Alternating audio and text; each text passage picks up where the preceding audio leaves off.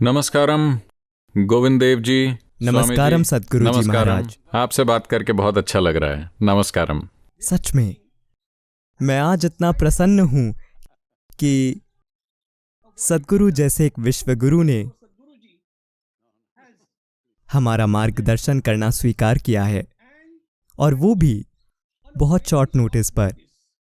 मैं माफ़ी चाहता हूं कि मुझे बहुत पहले ही आपसे अनुरोध करना चाहिए था, लेकिन यह आपकी कृपा है कि आपने इसे स्वीकार किया। मैं आपको प्रणाम करता हूं। मेरा आपको शत शत प्रणाम सद्गुरु जी। जब आप कृष्ण के कार्य को आगे बढ़ा रहे हैं तो मैं आपको ना कैसे कह सकता हूं। यह हमारे ऊपर आपकी कृपा है। आज जैसा कि भगवद गीता में कहा गया है, तद्विद्य प्रणिपातेन परिप्रश्नेन सेवया उपदेक्षन्ति ते ज्ञानम ज्ञानिनस्तत्वदर्शिनः। वे महान संत सिर्फ तभी आपका मार्गदर्शन करते हैं जब आप उनके चरण कमलों में अपना प्रणाम अर्पित करते हैं और कुछ सवाल पूछते हैं। हम पिछले 6 महीनों से इस कोविड काल के दौरान काम कर रहे हैं। वैसे तो हम इस उद्देश्य के लिए 46 साल से काम कर रहे हैं, लेकिन यह कभी ऑनलाइन नहीं था। लेकिन इस कोविड ने हमें ऑनलाइन आने पर मजबूर किया, और फिर चमत्कार हो गया। हम करीब 80 देशों तक पहुंच गए, और 1 लाख से ज्यादातर बच्चों ने पर कुछ अभिभावकों ने भी भगवद गीता के 2 अध्यायों को कंठस्थ कर लिया है। यह उन निस्वार्थ कार्यकर्ताओं द्वारा किया गया है जिन्हें कोई भी पैसा नहीं दिया जाता। वे सब बिना वेतन के कार्यकर्ता हैं। वे कृष्ण भक्त हैं। वे सिर्फ कार्यकर्ता हैं, और इसे हम 11 भाषाओं में कर रहे हैं। और आज ईश्वर की कृपा है कि हमें आपके जैसा एक विश्व गुरु मिला है जो हमारा मार्गदर्शन करते हैं। शुरुआत में मैं एक चीज पूछना चाहता हूं। शुरुआत से ही हमने एक चीज पर जोर दिया है कि हम किसी भी भाषा में पढ़ सकते हैं, किसी भी अनुवाद में, लेकिन मंत्र जाप करते समय हमें सिर्फ संस्कृत भाषा पर जोर देना चाहिए, क्योंकि ये शब्द भगवान कृष्ण के मुख कमल से निकले हैं, और इसलिए वे मंत्र के समान हैं। और इसलिए गीता की सारी शिक्षा संस्कृत भाषा के माध्यम से ही दी जाती है। जहां तक मंत्रों की व्याख्या का सवाल है, हम सभी भाषाओं का प्रयोग करते हैं। मैं हाथ जोड़कर यह सवाल पूछ रहा हूं, क्या हम सही हैं जब हम गीता के मूल संस्कृत श्लोकों पर जोर देते हैं? Original Gita text. कृपया आप इस बात को स्पष्ट कीजिए। आपका स्पष्टीकरण हमारे लिए बहुत बड़ा मार्गदर्शन होगा।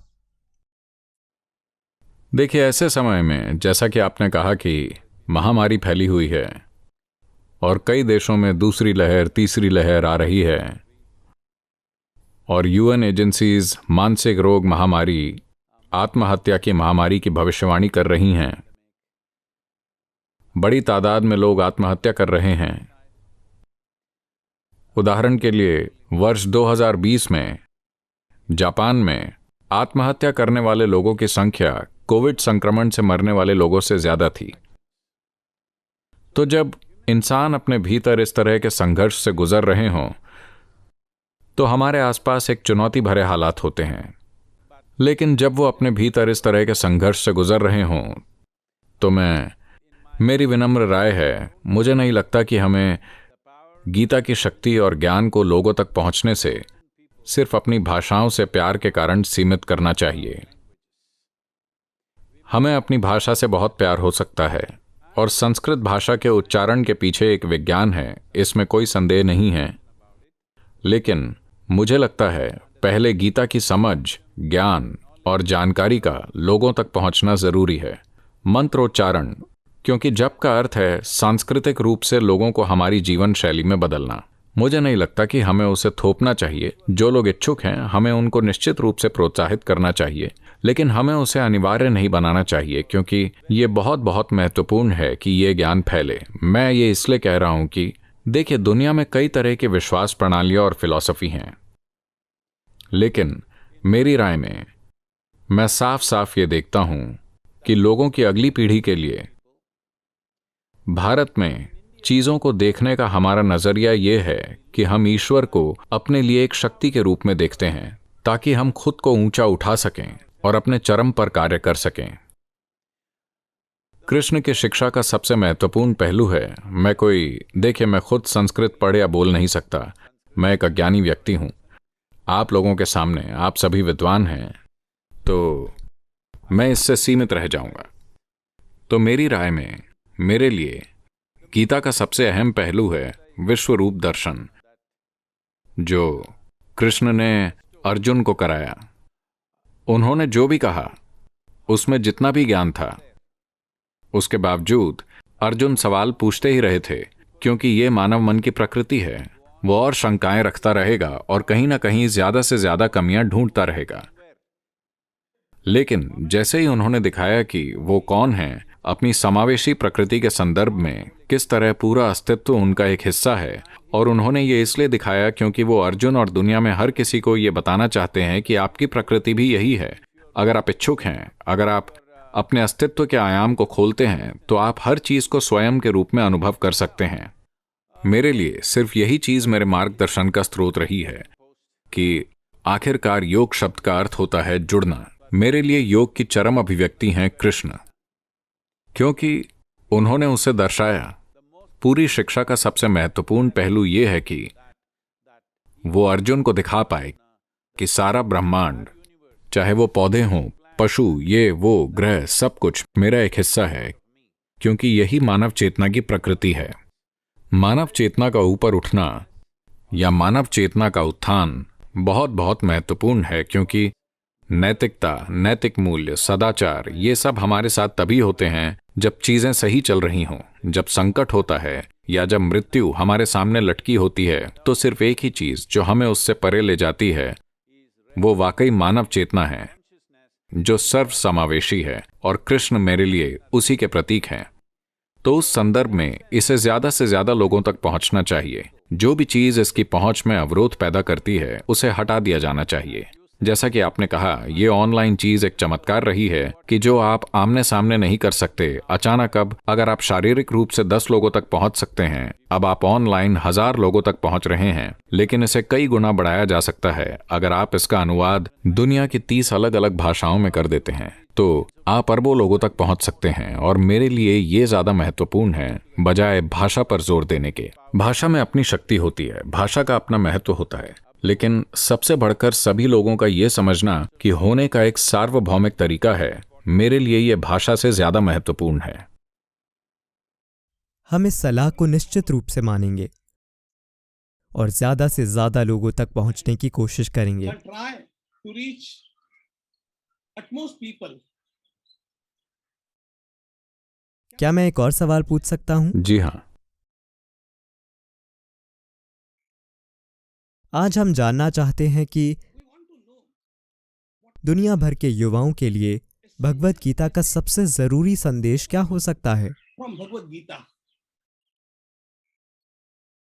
अगर हम किसी चीज को संदेश के रूप में देखना चाहते हैं, तो मेरे हिसाब से सबसे महत्वपूर्ण संदेश न सिर्फ गीता का बल्कि कृष्ण के संपूर्ण जीवन का ये है कि देखिए, कई मायनों में उनका जीवन संघर्ष से भरा हुआ है। बहुत सारे युद्ध हैं, लड़ाइयां हैं, ऐसे लोग हैं जिनके इरादे और काम बहुत ही ज्यादा बुरे हैं। तो उनका जीवन कई मायनों में संघर्षों और चुनौतियों से भरा हुआ है। महामारी की हमारी चुनौती उन चुनौतियों के मुकाबले कुछ भी नहीं है जिनका सामना उन्होंने अपने जीवन में किया। तो हालांकि बाकी सभी पांडव, कौरव और दूसरे लोग जो इस नाटक में शामिल हैं, उन सभी ने काफी कष्ट झेला, या तो गुस्से या नफरत या पीड़ा या शर्म के कारण।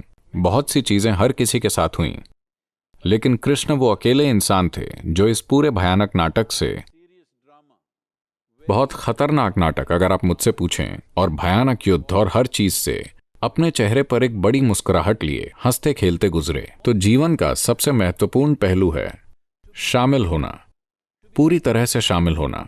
उन्होंने कभी ये नहीं दर्शाया कि मैं शामिल नहीं हूं। हर जगह, हर छोटी और बड़ी चीज में, मामूली और महत्वपूर्ण चीजों में, हर चीज में वो पूरी तरह शामिल थे, लेकिन पूरी तरह से खेल भावना में, बिना उसमें उलझे हुए। शामिल लेकिन बिना उसमें उलझे हुए। मेरे हिसाब से ये सबसे महत्वपूर्ण चीज है जो इंसान के साथ होनी चाहिए, खासकर युवाओं की अगली पीढ़ी के लिए। उन्हें समझना चाहिए कि भागीदारी का मतलब उलझना नहीं है। आप अपने जीवन में हर चीज में पूरी तरह शामिल हो सकते हैं, लेकिन बिना उलझे हुए। मेरी समझ में, जीवन के मेरे अनुभव में, मेरे हिसाब से ये कृष्ण और उनकी शिक्षा का सबसे महत्वपूर्ण पहलू है, क्योंकि जीवन को खेल भावना से जीना, जीवन के सबसे गंभीर पहलुओं को अपने जीवन में सहजता से लेना, क्योंकि आखिरकार हम यहाँ बहुत कम समय के लिए हैं। हम यहाँ हमेशा के लिए रहने नहीं आए हैं। हम नश्वर इंसान हैं। आज हम यहाँ हैं, कल हम जा चुके होंगे। हमें इस जीवन को सहजता से संभालना सीखना होगा, फिर हम उचित चीजें करेंगे। जैसे ही हम हर चीज को लेकर गंभीर हो जाते हैं, फिर हम बीमार बन जाते हैं। देखिए, कम से कम भारत में जिस तरह हम अंग्रेजी बोलते हैं, अगर कोई कहता है मेरी दादी सीरियस हैं, तो हम समझते हैं कि वो मर रही हैं। तो अगर लोग गंभीर हो गए हैं तो उन्हें समझना चाहिए कि वो जीवन से मौत की तरफ बढ़ रहे हैं। मेरे हिसाब से कृष्ण के संदेश का सबसे महत्वपूर्ण पहलू यह है कि ये जीवन और जीवन है। इस उत्तर को सुनकर मुझे याद आता है कि हमारे सद्गुरु महाराज खुद इसका एक उदाहरण है। मेरे मन में हमेशा से सद्गुरु जी के लिए बहुत सम्मान रहा है, सद्गुरु जी, लेकिन वो अपने चरम पर पहुंच गया जब मुझे पता चला कि उन्होंने तमिलनाडु में हिंदू मंदिरों को मुक्त करने के लिए आंदोलन शुरू किया है। आज वे पूरे आंदोलन में शामिल हैं। हम आपको भरोसा दिलाते हैं कि हम सब आपके साथ हैं और हम पूरे भारत के लिए यह आंदोलन शुरू करने का फैसला करते हैं। लेकिन इस समय मुझे यह याद आता है कि सद्गुरु जी इस आंदोलन में शामिल हैं, लेकिन इसमें उलझे हुए नहीं हैं, और इसलिए वे हमारे लिए, हमारे सामने एक मिसाल कायम कर रहे हैं कि जीवन को कैसे जीना है। यह दुनिया भर के युवाओं के लिए एक महत्वपूर्ण संदेश है। ये एक बहुत महत्वपूर्ण चीज है, क्योंकि देखिए, इस देश का बुनियादी ढांचा जिसने हिंदू जीवन शैली को जीवित रखा है, क्योंकि हिंदू जीवन शैली कहीं किसी एक प्रमुख व्यक्ति के द्वारा नहीं चलाई जा रही है। कोई एक विश्वास प्रणाली नहीं है, कोई एकमात्र किताब नहीं है, कोई एकमात्र सिद्धांत नहीं है। हर चीज को सुना जाता है और हर चीज को महत्व और सम्मान दिया जाता है। बहुत सी आध्यात्मिक प्रक्रियाएं हैं, उन सभी का सम्मान किया जाता है। कर्म, ज्ञान, क्रिया, भक्ति, सब कुछ एक ही मंच पर। हम एक को दूसरे से श्रेष्ठ बताकर उन्हें अलग नहीं कर रहे हैं, लेकिन अलग अलग समय पर अलग अलग चीजें मानव विकास में महत्वपूर्ण हो सकती हैं। इतिहास और समय के अलग अलग दौर में कुछ चीजें दूसरी से ज्यादा अहम हो जाती हैं, ये एक अलग बात है। लेकिन हमने कभी नहीं सोचा कि ये मार्ग उस मार्ग से ज्यादा श्रेष्ठ है, वो मार्ग इस मार्ग से ज्यादा श्रेष्ठ है। तो इस संदर्भ में मंदिर प्रणाली एक मुख्य संरचना थी, जहां कोई कभी प्रार्थना नहीं करवाता था या शिक्षा नहीं देता था, बल्कि लोग वहां उस ऊर्जा को आत्मसात करने जाते थे। हम मंदिर पूजा करने नहीं, बल्कि दर्शन करने जाते हैं। हम देखना चाहते हैं और उस दिव्य छवि को अपने दिल में उतार कर बाहर आना चाहते हैं। हम वहां पूजा करने नहीं जा रहे, हम वहां भगवान के सामने अर्जी डालने नहीं जा रहे। उन्हें हमसे बात करना जरूरी नहीं है, वो मौन है, लेकिन हम उनकी छवि को अपने दिल में उतारना चाहते हैं। हिंदू मंदिर की यही प्रकृति है, लेकिन इसे एक जीवंत छवि बनाए रखने, मूर्ति को जीवंत रखने के लिए कई सारी प्रक्रियाएं हैं। जब ये प्रक्रियाएं ऐसे लोगों द्वारा की जाती हैं जो उसमें शामिल नहीं हैं, जो सिर्फ सरकारी कर्मचारी हैं, तो ये प्रक्रियाएं मर रही हैं।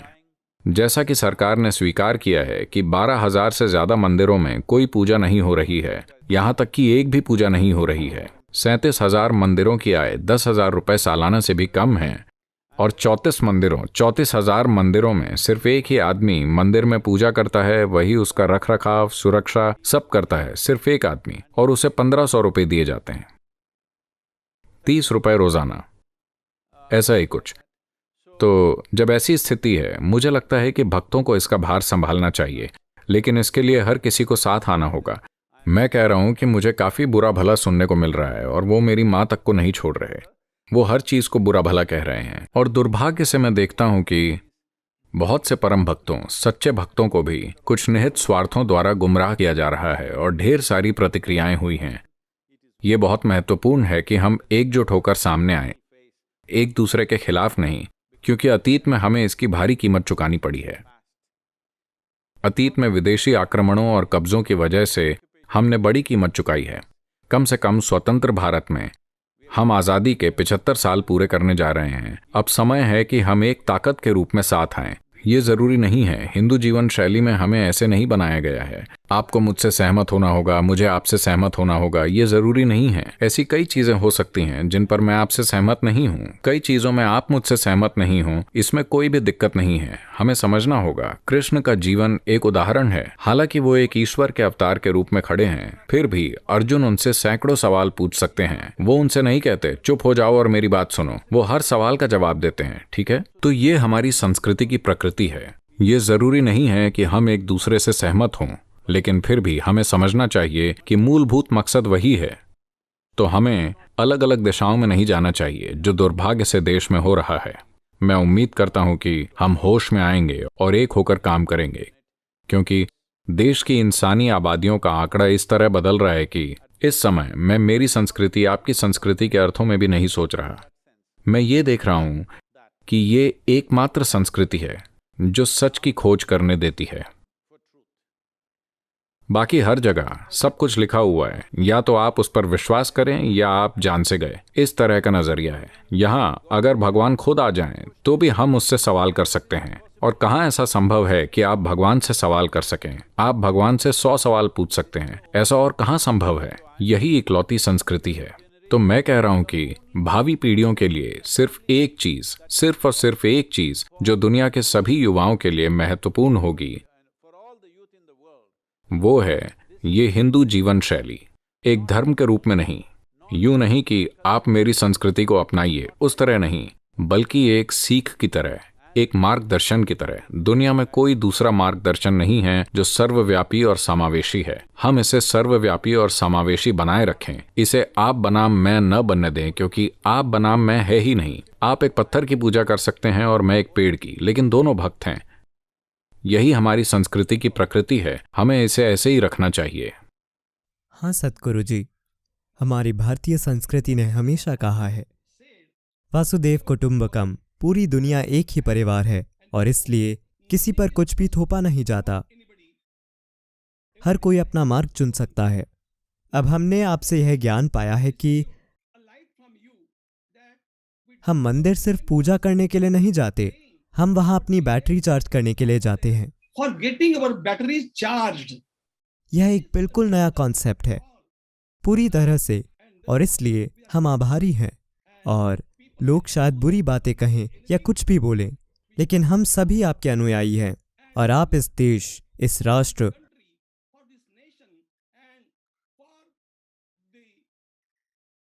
और पूरी मानवता के लिए जो कर रहे हैं वह आज बहुत जरूरी है, और हम निश्चित रूप से आपके पद चिन्हों पर चलने की कोशिश करेंगे। गोविंद गिरी जी, किसी की कही बुरी बातें मेरे लिए कोई समस्या नहीं है, क्योंकि मैं इस तरह बना हूं कि किसी के अपशब्द या तारीफ ना तो मुझे उठाते हैं और ना ही गिराते हैं। मैं जैसा हूं उसी वजह से मैं वो हूं जो मैं हूं। वो कोई मुद्दा नहीं है, लेकिन समस्या ये है कि अभी दुनिया में इसकी बहुत ज्यादा जरूरत है। जैसे कि आप 1 लाख लोगों के लिए ऑनलाइन गीता का ज्ञान फैला रहे हैं। 1 लाख लोग काफी नहीं है, 1 अरब लोग, 5 अरब लोग होने चाहिए। अगर ऐसा होना है तो ये महत्वपूर्ण है कि हम एक दूसरे के खिलाफ ना हो जाएं। इससे बेमतलब इस काम में रुकावटें आएंगी, क्योंकि अगर इस पीढ़ी में हम ये नहीं करते तो हमारे अपने युवा ही इसे खो देंगे। जब हमारे युवा इसे खो देते हैं फिर आप इसे बाकी दुनिया तक नहीं ले जा सकते। मैं बहुत दृढ़ता से महसूस करता हूं कि अगर इस आध्यात्मिक जिज्ञासा को जीवित रहना है तो अगले 20 से 25 सालों में हमारे पास एक बहुत महत्वपूर्ण जिम्मेदारी है। अगर हम ये काम नहीं करते तो बाद में शायद उसे पुनर्जीवित करने के लिए बहुत देरी हो जाए। हम सभी इस मकसद के लिए समर्पित हैं और हम निश्चित रूप से इसे आगे लेकर जाएंगे। क्या आप बता सकते हैं कि महामारी के इन दिनों में भगवत गीता कैसे सभी लोगों के लिए उपयोगी हो सकती है? देखिए, मैं गीता का विशेषज्ञ नहीं हूं जैसे आप हैं स्वामी जी, लेकिन मेरी समझ में आप जो कुछ भी बोल रहे हैं वह गीता ही है। मेरा जीव मेरे अंदर यही गाता है। दुर्भाग्य से मैंने इसमें समय नहीं बिताया क्योंकि मैंने पश्चिमी शिक्षा पाई। मैंने किसी भी रूप में धर्म ग्रंथों का अध्ययन नहीं किया, लेकिन मेरी समझ में मैं ये देखता हूं कि